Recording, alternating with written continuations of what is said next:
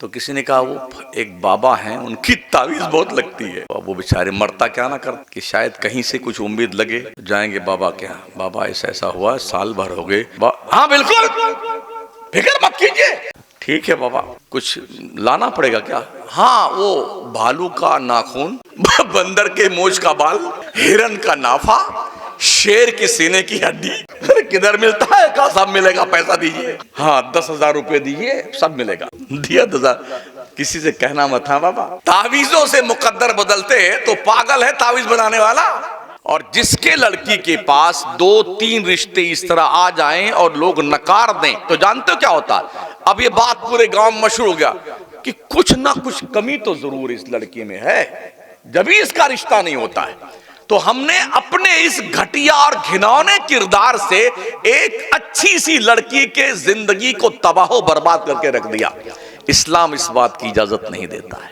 मेरे करीम आका फरमाते हैं, जब तुम शादियां करने चलो तो ए मर्दो, ऐसी औरत से शादी करो जो तुम्हारे बच्चों की अच्छी मां बन सके। और ऐ औरतों, अगर तुमने किसी शौहर का इंतखाब किया है तो ऐसे शौहर का इंतखाब करो जो तुम्हारे बच्चों का अच्छा बाप बन सके। शादी दरअसल एक ऐसा रिश्ते पाकीज़गी है जिसके जरिए से कुदरत तवालुदो तनासुल का बाज़ाब्ता एक ना खत्म होने वाला सिलसिला जारी फरमाता है नस्ली अफजाइश के लिए। शादी ब्याह ये ख्वाहिशाते नफसानी की तकमील के लिए नहीं है सिर्फ, बल्कि इसलिए है कि आदमी जब निकाह कर लेता है तो उसका आधा ईमान मुकम्मल हो जाता है। समझ रहे हैं? और इसलिए कि हर मादा में, हर नर में कुदरत ने ख्वाहिश का, शहवत का एक जज्बा रखा है, एक लिमिट के दायरे में, एक लिमिट में रखा हुआ है।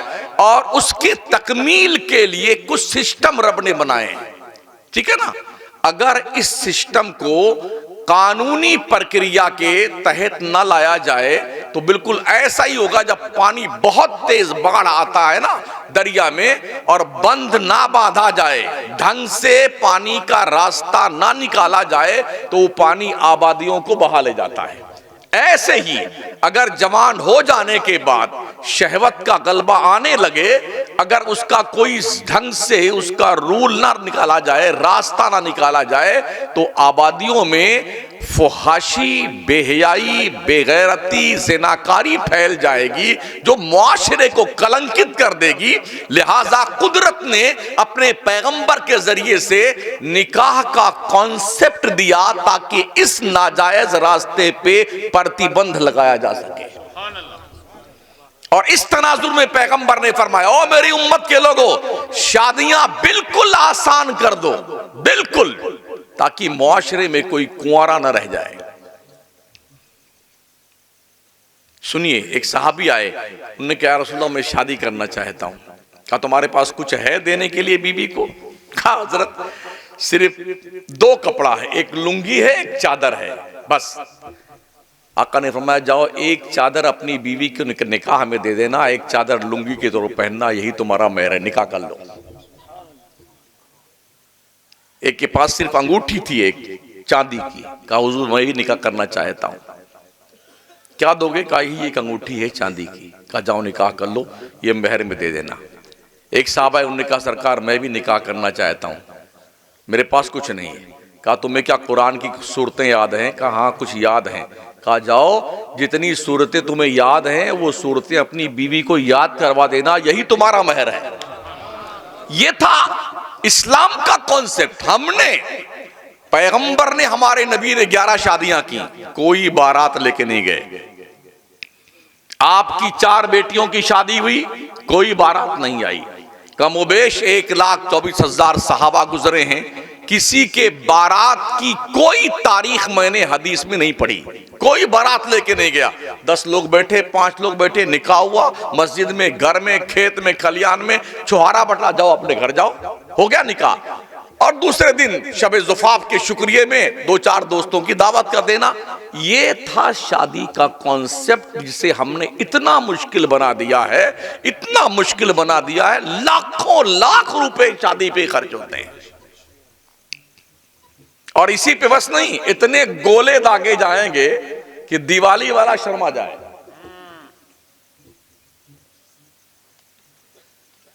हॉल बुक होता है 1 लाख से लेकर के 80 लाख तक का हॉल बुक होता है। अभी हमारे इसी उत्तर प्रदेश में, जिले का नाम नहीं बताएंगे, एक सठियाया हुआ सेठ, उसके लड़के की शादी थी। दूल्हा बना करके घोड़े पे बिठा के अपने मकान के सामने खड़ा किया और जेसीबी मशीन मंगा करके उसके जो चोंच नहीं उसका होता है ऊपर उठाया, उस पे खड़ा होकर के 20 लाख रुपए यूं लुटाए अपने दुल्हे राजा के सर के ऊपर से। ये सब क्या है? अगर कुदरत ने तुम्हें पैसे दिए हैं तो पागल हो जाते हो, बुद्धि भ्रष्ट हो जाती है, दिमाग का चूरमा बन जाता है। ये पैसे अपने बच्चों और बच्चियों के क्वालिफिकेशन पे खर्च कीजिए, तालीम पे खर्च कीजिए, जैज जैसी लानत को आग लगा दीजिए और तालीम दे के बच्चे को और बच्चियों को क्वालिफाइड करके कि ये तालीम ही तेरा जहेज है। जिस घर में क्वालिफाइड बच्ची आएगी ना, उस घर में इल्म का माहौल जागरूक होगा, मुआशरे से बुराइयों का जनाजा निकलेगा।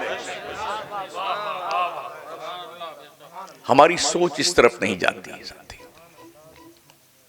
हमने देखा है अपने इसी यूपी में बाज़ाब्ता मेनू तैयार किया जाता है। हमारी बाराती आएंगे तो क्या क्या खिलाएंगे आप, ठीक है ना। और बारात के लिए नई नई गाड़ियां, स्कॉर्पियो और जीप और वो BMW, फरारी और बलेनो, क्रेटा, एकदम नई नई। किसी गाड़ी में 5 आदमी, किसी में 3, किसी में 1। पहले लोग बहुत बारात जाते थे, अब नहीं जाते, वक्त ही नहीं रहा लोगों के पास में। लेकिन फिर भी 25 गाड़ी लेके जाता सठियाए हुआ सेठ, और 25 गाड़ियों का किराया लड़की वालों से वसूलता भिखमंगा। बच्चा कुछ पढ़ लिख जाए तो क्या करता है? खरीदार ढूंढता है कि हमारे इस कुर्बानी के बकरे को कौन खरीदेगा। बैंक बैलेंस का जायजा लिया जाता है कि हमारे गुड्डू जो डॉक्टर साहब बने हैं, पूरा पैसा डॉक्टरी का जो खर्चा हुआ है वो लड़की वालों से वसूल लिया जाए। ऐसे मंगते हैं हमारी सोसाइटी में, ऐसे भिखारी हैं, कल्लाश है। ओ दूल्हा बनने वाले लोगों, दूल्हे राजा, हाँ, क्या झूमर पहन के सज धज के, तेरे को शर्म नहीं आती है मंगता बनते हुए? घोड़े पे सवार होगा, कार में बैठेगा, मौज फुला के चलेगा, जाएगा तब जब ओहो उस लाल लाल रुमाल होता दूल्हे के पास। बूढ़ी औरतें क्या कह देती, तुझे कुछ बोलना नहीं है, चुप पे रहना। और दूल्हे के साथ एक स्पेशल मंगतों की फौज होती है, जिन्हें शहेबाला कहते हैं। 4-5 इधर, 4-5 इधर, हिले जा रहे हैं, झूमे जा रहे हैं, झूमे जा रहे हैं। सब खा लेंगे ना, तो अब उनके लिए स्पेशल क्वालिटी का सामान ला के सजाया जाएगा। जी तशरीफ। तो ये मंगतों की टीम उठती है। हाँ, अब मंगते बैठे हैं, दूल्हे राजा भी यूं रुमाल लगा। अबे गुंगवा कुछ बोल तो सही। लाल लाल रुमाल ले बैठा बैठा, भाई साहब बिस्मिल्लाह कीजिए। आया तो पानी भी पिया, थम्स अप भी पिया, मिरिंडा भी पिया, मिठाई भी खाई, अब काहे को मर रहा है? मैं चुप पे बैठा बनी। तो वो मंगते बगल में उठे, अरे दुल्हन का अब्बा कहाँ है? वो बुलेट किधर रखी? सामान वाला क्या हो? खड़ी को देखे बुलेट आई कि नहीं आई। बुलेट भी लाके बेचारा रख दिया। फिर अब क्यों नहीं खा रहे? तो उसी में से एक बोलेगा, अरे कुछ इधर भी लुकमा डाल दो, इधर भी कुछ। तो 500 रुपए, 1000 रुपए इस भिखमंगे को दिए जाते हैं बैठे साइड में।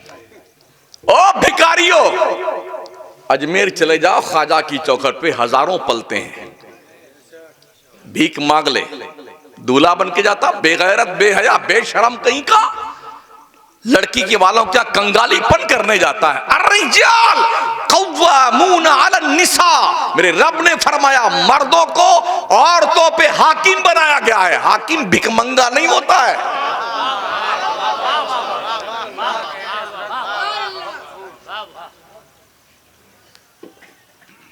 अच्छा, कुछ बच्चे अगर तैयार भी हो जाए कि मुझे जहेज नहीं लेना है, तो अम्मा अब्बा चुप पे बैठे रहो।